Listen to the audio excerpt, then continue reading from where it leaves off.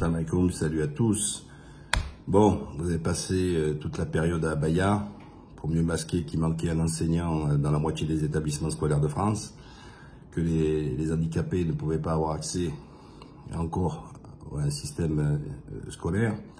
Bref, tout ça c'est des pare-feux, c'est de la diversion. Après, j'entends qu'ils disent 70, 80%, ils sont contre, mais les gens ne veulent toujours pas comprendre comme le sujet de l'immigration.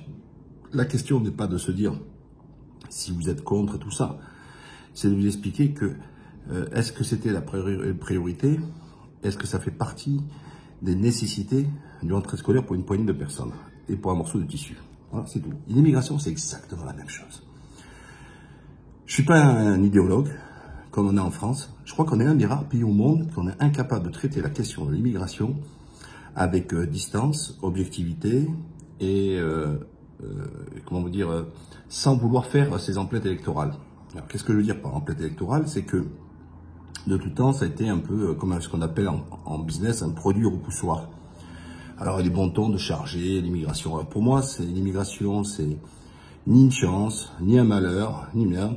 Dans tous les pays, je rappelle qu'on est près de 3 millions, moi inclus, de Français qui vivent à l'étranger, etc. Alors, je sais que d'aucuns vont dire, oui, on cause pas de problème. Non, non, non, non. Et parfois, même quand des fois ils font des sacrés trafics, on va toujours les défendre parce qu'on sait toujours que les Français, c'est forcément des victimes, hein, pas forcément des coupables. Non, il y a de tout. Et donc la question doit être traitée avec froideur, elle doit être, et sans essayer et d'être pragmatique. Alors pourquoi je vous donne tout ça?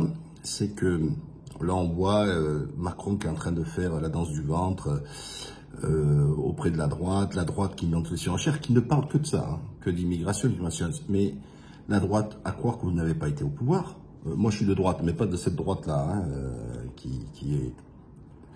Il pense exactement la même chose que Macron, et on l'a vu sur les réformes de retraite, sur tous les sujets. Je vous rappelle que Fillon, lui, voulait couper, je sais pas combien, de centaines de milliers de fonctionnaires, alors que vous voyez comment on galère à en trouver des enseignants, on galère à trouver des policiers, on galère à trouver du personnel soignant, etc. Mais ils veulent pas taper à la haute fonction publique, pas les petits fonctionnaires qui nous servent, hein, les greffiers, tout ça, etc. Non, non, non, je parle bien des gens qui sont payés des 10 000, 15 000 euros par mois, toutes ces agences à 2 balles, tout ça, c'est là-dessus qu'il faut taper. Le gras, il est là-dedans, vous voyez, il est vraiment là-dedans. Et donc, la droite qui a été au pouvoir avec... mais vous vous rappelez, mais je crois que vous avez la mémoire courte ou quoi? À l'époque, avec Sarkozy, Hortefeux, l'immigration choisie, vous vous rappelez? Mais tout ça, c'est des slogans de campagne, tout ça, ça a été des slogans. Donc, si et Ciotti, qui était à l'époque, et qui a tout voté, les lois de Sarkozy, si aujourd'hui on pense que les lois de l'immigration, enfin, ce qu'on vit là, etc., ne sont pas assez strictes, etc., et compagnie, mais désolé, c'est un héritage de Sarkozy, et oui, et que les lois successives qui ont été sur l'immigration, elles n'ont pas été plus laxistes, elles n'ont pas été balayées, désolé, elles ont été même amplifiées, mais ça suffit toujours pas. Alors, moi je vous pose la question, alors, dans ceux qui sont contre l'immigration, il y a un peu de tout, d'accord? Il y a ceux qui veulent pas du tout, parce qu'ils disent, voilà, moi je pense qu'il y en a trop. Alors, toujours pareil, quand on me dit il y a trop d'immigrés, moi je sais pas, j'ai jamais su comment vous faites pour reconnaître un immigré. Voilà. Ah oui, si je sais, au faciès, un exemple, vous savez que ma femme est russe, et que quand elle vivait avec moi en France, tout ça, les gens pensaient que elle était française, et moi j'étais l'étranger. Non, sauf que elle c'était l'étranger, c'était moi le français. Et oui. Voilà. Donc, on peut pas le savoir au faciès, etc. Après, il y en a qui disent, ouais, mais il y a 20 ans en arrière, il n'y avait pas autant de femmes voilées, tout ça, etc. Alors, toujours pareil, on mélange la religion et l'immigration, etc. Oui, mais c'est des mœurs qui viennent pas de chez nous et compagnie. Ben oui, mais sauf que c'est vérifié et vérifiable que la plupart que vous voyez comme ça sont nés français et souvent de parents français, voire de grands-parents français. Donc, vous voyez, c'est pas un corps étranger qui est venu. C'est simplement un changement qui a été fait, ou des parents qui avaient une pratique religieuse culturelle qui est passée sur une pratique religieuse cultuelle. Voilà, tout simplement. Quand les anciens, moi, quand j'étais petit, vous voyez dans les PMU, tout ça, c'était 90% que des jeunes d'origine maghrébine, hein, à jouer au tiercé, carté, et boire leur pression ou leur pastis. Hein. Ça, c'est une réalité. Sauf que quand leurs enfants, une partie de leurs enfants, eux, sont passés dans l'islam plutôt culturel, à pratiquer, donc pas aller à l'école, pas aller au PMI, tout ça, etc. Là, déjà, ouf. Et puis après, il y en a encore dans leurs enfants de ces parents-là, qui ont épousé plutôt la foi religieuse. Voilà, mais donc ça n'a rien à voir avec l'immigration, d'accord? Donc après vous avez les gens qui vous disent de façon identitaire, en gros un peu des Émoriens ou d'autres, qui vous disent oui, mais nous on dit pas zéro immigration, mais on veut choisir et profiter, on veut plus de l'immigration sud-saharienne, qui n'ont pas notre culture, qui n'ont pas notre identité, il faut regarder vers l'Est. Ok, ça s'entend d'ailleurs, hein, moi je peux l'entendre, ça, on peut choisir de dire qu'on est plus proche d'occidentaux, etc. Là. Mais sauf que eux, ils le mettent sur un critère religieux. Mais je vous rappelle que l'Afrique, c'est pas un continent musulman. Hein. Il y a des musulmans, mais il y a beaucoup de chrétiens. Donc quand ils disent on veut pas des Sud-Sahariens parce qu'on dit que dans l'Afrique noire tout ça parce que ils ont pas la même religion, c'est faux. Beaucoup sont chrétiens. Allez au Cameroun, il y a des catholiques, il y a des protestants, etc. Au Sénégal, peut-être un tiers, j'ai plus les chiffres exacts, sont chrétiens. Il y a énormément de pays chrétiens au sein, je vais pas tous les énumérer, au sein de l'Afrique. Hein, je crois qu'il y a à peu près 57 ou 59 pays en Afrique, d'accord. En Éthiopie, chrétiens et tout ça, etc. Donc c'est faux. Donc déjà, même quand vous venez avec, soi-disant, votre volonté de dire oui, c'est parce qu'on veut aller sur une identité chrétienne et on ne veut pas être envahi, le grand remplacement, par des gens qui sont plutôt musulmans, déjà, je vous prouve que vous mentez. Quand vous dites que vous le regardez plutôt dans l'Est que dans le Sud par rapport à la religion. Ensuite, dans l'Est, il y a quoi? Il y a des orthodoxes, des catholiques et aussi des protestants dans les pays de l'Est. Mais désolé, vous voyez ce qui se passe déjà encore en Ukraine, hein, c'est entre les catholiques et les orthodoxes. Hein. Donc ne me faites pas croire que soi-disant on est un moule en commun. Quand Kiev défend les homosexuels, les LGBT, etc., on a Poutine qui lui c'est tout le contraire. Lui l'orthodoxe que le pouvoir, bon, même lui c'est des juifs, hein, mais bon les juifs à deux balles ils pratiquent que dalle. Hein. Et les juifs quand ça intéresse lui. Mais en fait, ils défendent la partie ouest qui est catholique, eux, ils défendent ces valeurs-là, hein, soi-disant universelles, d'évolution et compagnie. Alors que l'Est, eux, c'est des orthodoxes. Et Poutine, lui, au contraire, a été très ferme là-dessus pour la défense de l'identité chrétienne. Vous voyez? Donc déjà, hein, les approches sont complètement différentes. Enfin, il faut arrêter de raconter. Donc il y a des gens qui pensent aussi qu'il faut calmer. Mais quid de vous savez que tout notre système est basé sur un système de répartition. C'est-à-dire qu'on a un système qui est mutualiste, que les jeunes actifs payent pour les anciens, etc. Et puis, c'est un système qui est comme ça. Et notamment dans les retraites, l'axe de motivation qui a été fait, c'est en disant, oui, il va y avoir moins d'actifs par rapport aux gens qui sont à la retraite. Ah, vous voyez? Mais ça s'appelle comment? Ça s'appelle la démographie. Et donc, sous prétexte qu'il y a un problème de démographie, eh ben on dit, on est obligé d'augmenter les années. Mais non, mais non. Ensuite, l'immigration. Alors, on voit les chiffres. Alors, Juppé avait commencé à l'époque, hein, je parle de la qualité Premier ministre, hein, à couper dans le vif, en baissant la part fiscale de 2500 à 2000. Et puis, au fur et à mesure, on a coupé la part fiscale. Qu'est-ce que c'est la part fiscale? C'est quand vous avez des enfants. Vous avez on dit, vous divisez par exemple quand ils calculent l'assiette, vous disent ouais combien vous êtes personnes. Alors un adulte, deux adultes, par exemple vous êtes un couple, ça fait 2. Si vous avez un enfant, ça fait une demi-part, ça fait 2,5. Quand vous avez le deuxième, ça fait encore une demi-part, ça vous fait 3 parts. Et ensuite, à partir du troisième, une part entière. Là aussi, ils ont tapé dans le vif. Que dire de la politique sur les allocations, tout ça? On a enlevé l'universalisme de cette aide financière qui est donnée par l'État pour encourager la natalité. Sauf que maintenant, ils les ont mis sur des conditions de ressources. Vous croyez que quelqu'un qui gagne même bien sa vie, 6, 7 000 euros, etc., ça n'a pas un coût, un enfant? Au contraire, parce que lui, la cantine, il va l'appeler Pimpo. Quand celui qui n'a pas de thune, il va payer 0 ou proche de 0. Les centres de loisirs, l'autre, lui, il paye plein pot. L'autre, il va payer en fonction du coefficient familial, etc. Donc, ne dites pas, ils payent déjà beaucoup plus, ceux qui ont de l'argent, etc. Et en fait, ils ont tué l'esprit de la volonté de Gaulle de soutenir, parce que quand il crée le système mutualiste, un système par répartition, c'est un esprit, c'est un tout. Vous voyez, c'est pas seulement comme à la carte au restaurant. Donc c'est une volonté de se dire, voilà, quelle est ma projection, quel est mon projet de société que je veux pour mon pays. Et donc, c'est un tout. Et pour cela, c'est quoi? Il faut que j'encourage la démographie pour pouvoir avoir ce système de système mutualiste, etc. Alors, moi, je vous le dis, il n'y en a aucun de gens qui, aujourd'hui, ni de droite, etc., compris à bras le corps, et qui disent, ok, mais tous les chiffres vous le disent, le démontrent, si les Français ne font pas plus d'enfants, il y aura une obligation d'avoir de l'immigration. Mais il faut l'entendre, ça. Vous comprenez bien? Il faut l'entendre. L'immigration, de facto, donc tout ce qu'ils vous disent, non, on arrête l'immigration, etc., ils vous mentent. Parce que on fait pas assez d'enfants. Alors, attention toujours, je dis toujours faire attention à la sémantique, faire attention à analyser les mots qui sont utilisés. Ils vous disent, oui, mais la France est le meilleur élève en Europe sur la démographie. Le meilleur élève, non. C'est le moins pire par rapport à ce qu'on a besoin. Comment ça se passe, une démographie? Il faut que 2 adultes, un couple, puissent faire plus de 2 enfants. Voilà. Quand un couple fait plus de 2 enfants, 2,1, 2,2, vous voyez qu'on fait des moyennes, 2,3, etc., on augmente la démographie, c'est-à-dire qu'on augmente sa population. Vous voyez, il n'y a rien de compliqué là-dessus. Sauf qu'aujourd'hui, on est à 1,8.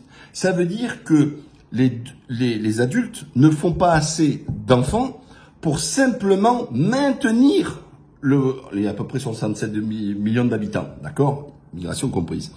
Mais si on n'augmente pas et que la vie, on vit de plus en plus longtemps de facto, on n'aura pas assez de gens qui vont cotiser. C'est mécanique. Mais tant qu'il n'y a pas une politique de natalité, je vous ai parlé de Gaulle, mais je vais vous reparler de Poutine. Poutine, quand il y avait un problème avec en Russie, où ils font tous un enfant, etc., il a dit, attends, c'est pas un problème, on a un gros problème.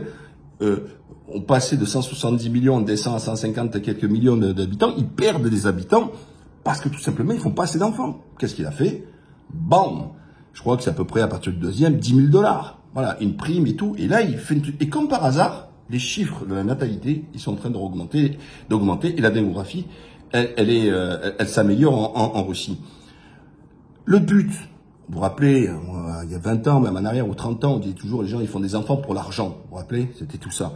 Mais aujourd'hui, qui peut dire que celui qui fait des enfants met de l'argent? C'est quoi les allocations? Je crois 2 enfants, c'est 100 €. Mais qui peut croire qu'un enfant coûte 100 € par mois? Oh, une paire de godasses, un t-shirt, etc. Ils sont terminés les 100 balles.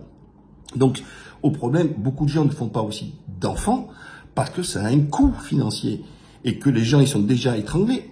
Là aussi, il faut revenir à la genèse des choses. Moi, quand j'étais petit, mon père travaillait à l'usine, d'accord? Il faisait les 3-8, tout ça, etc.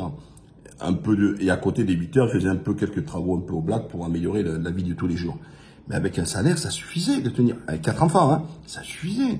Aujourd'hui, la femme qui travaille, c'est pas une volonté de la femme qui veut travailler parce qu'elle veut son indépendance, sa liberté, blablabla. Non, c'est que le couple ne peut pas vivre, le foyer fiscal de le foyer ne peut pas vivre sans l'entrée de 2 revenus. C'est-à-dire, et aujourd'hui, même avec 2 revenus qui rentrent dans le foyer, ils n'arrivent pas à finir, non pas la fin du mois maintenant, ils finissent même pas la quinzaine. C'est une réalité. Donc si les gens, quand ils ont un enfant, ils disent, putain, mais regarde comme ça me coûte, la garderie, le sport, les trucs, les loisirs, l'alcool, les trucs, les habillements et compagnie, ça a un coût énorme. Ben, même s'ils ont envie de faire un enfant, ben ils vont s'abstenir parce qu'on dit, on a peur parce qu'on ne sait pas si on pourra pouvoir l'éduquer. Moi, il y a 30 ans à l'époque, quand il y avait toujours ce chômage de masse, 20 ans de masse, les gens, des fois, ne faisaient pas d'enfants parce qu'ils disaient oui, il y a un chômage de masse. Donc, ils avaient une peur pour le futur, pour l'insertion de leurs enfants. Maintenant, aujourd'hui, ils ne font pas d'enfants parce qu'ils n'arrivent pas à finir la quinzaine du mois. Donc, pour revenir sur ce sujet d'immigration, encore une fois, il faut le voir dans son ensemble. Alors, les démagogues qui vous disent zéro immigration, on sait que c'est pas possible. Mais si tu enlèves les étudiants, par exemple, alors qu'on sait qu'après, avec la langue et tout, ça favorise le business dans leur pays d'origine. En Turquie, par exemple, dans tous les pays en voie de développement, tout ça, etc., la Turquie offre à 60 000 étudiants étrangers chaque année, attention, la scolarité gratos, il leur file une piole, la bouffe et un petit pécule chaque semaine d'argent de poche. Tout est pris en charge par la Turquie. Et pourquoi? Alors, c'est un geste généreux pour ces étudiants, mais ils ont compris aussi, mais comme les Américains l'ont compris depuis longtemps aussi, de se dire que quand la personne a appris la langue, elle a pris ses liens avec la Turquie, c'est une future élite, ou dans les entreprises, ou eux ont créé une entreprise, et que, de facto, ils risquent d'avoir des liens commerciaux avec ces gens-là. Donc c'est important aussi. Vous voyez, c'est du gagnant-gagnant, c'est une forme d'investissement qui est fait là-dessus. Mais donc, après on parle, ouais, ils disent, ouais, mais le soutien familial, le regroupement familial, tout ça, etc. Bon, en gros, moi je suis français, mais moi, encore heureux que ma femme, qui était russe, j'ai pu la faire venir en France quand même. Et donc on fait des enfants, donc je vais dire, non, on va se voir par Skype, WhatsApp, vidéoconférence. Mais qu'est-ce que ça veut dire?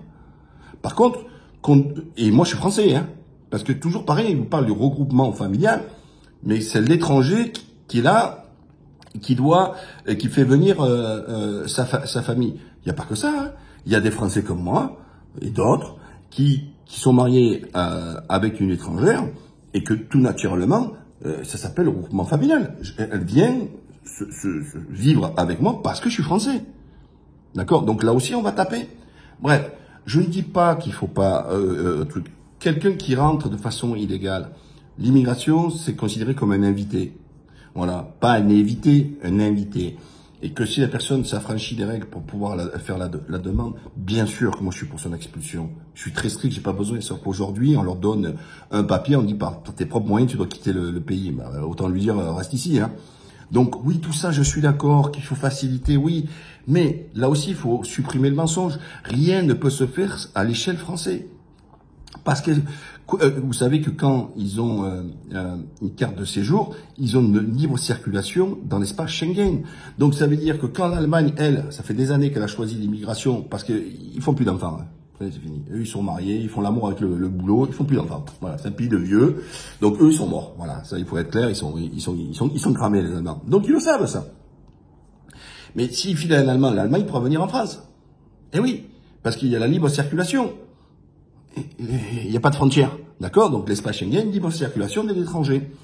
Donc on ne peut pas dire, donc toutes les personnes qui voudront le boulot en France, ils pourront le faire. Vous comprenez bien.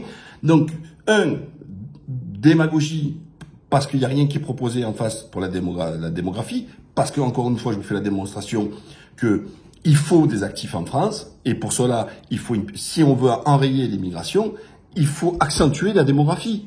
Il n'y a pas de secret. Sinon, c'est mort. Sinon, ça va finir comme l'Allemagne. Donc, deuxième levier, sur le plan européen. Il faut arrêter de mentir aux Français. Il faut leur dire la vérité. D'accord? Il faut leur dire la vérité.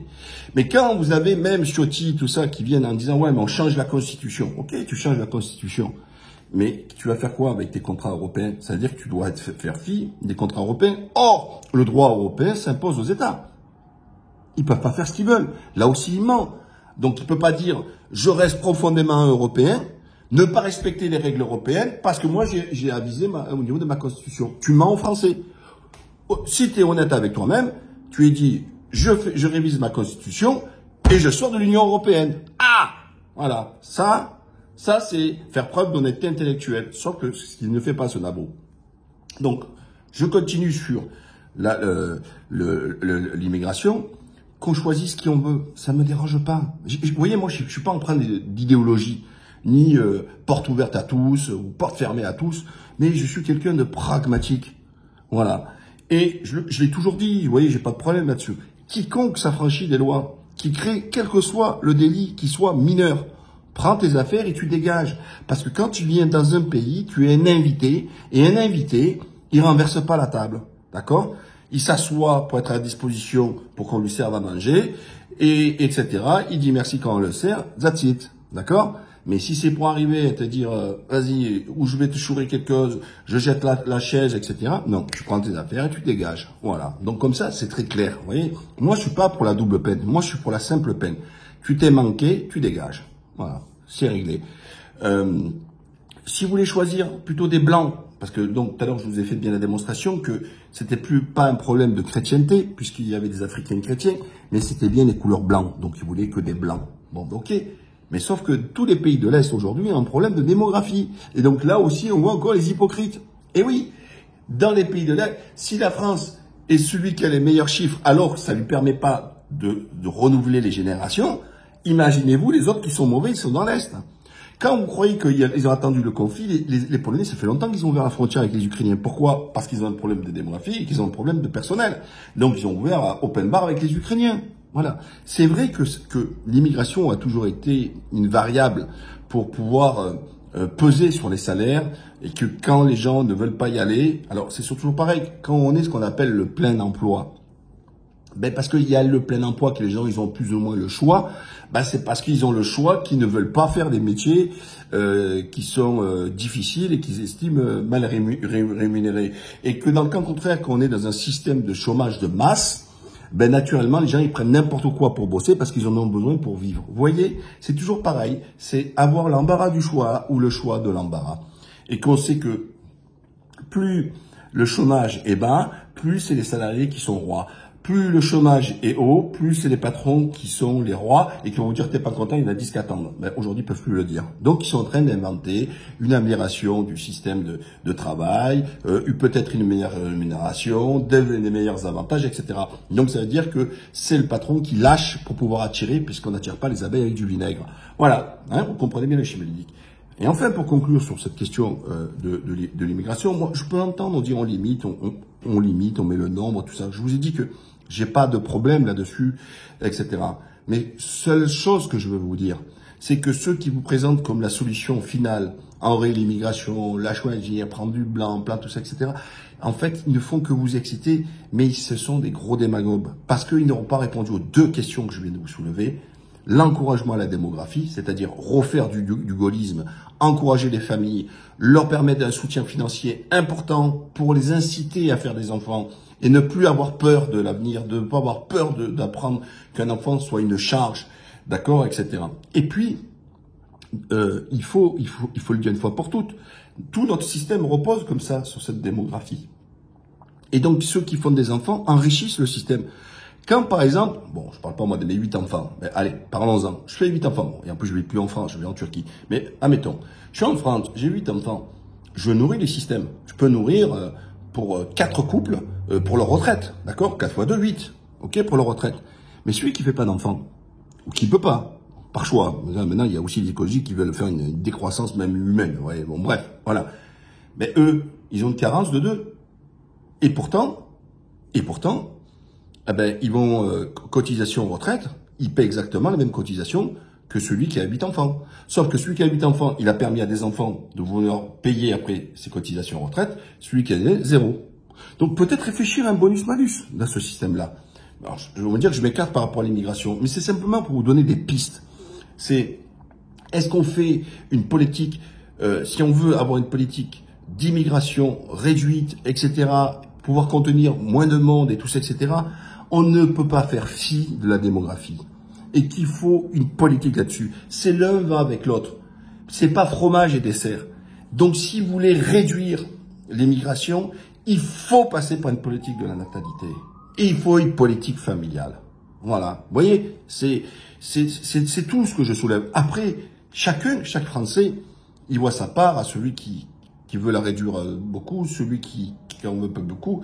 Vous voyez, je suis même pas là-dedans. Voilà. Moi, j'essaye simplement de vous donner des pistes de réflexion pour comprendre le système. Et à un moment donné, on peut pas tout avoir et que dans tous ceux qui vous proposent soi-disant des solutions magiques, ils ont été au pouvoir comme Ciotti, ils ont soutenu les pouvoirs et qu'on prouve bien que aujourd'hui, les lois qui en ont arrêté du sarkozysme n'ont pas fait leur effet sur l'immigration et c'était encore que de l'incantation.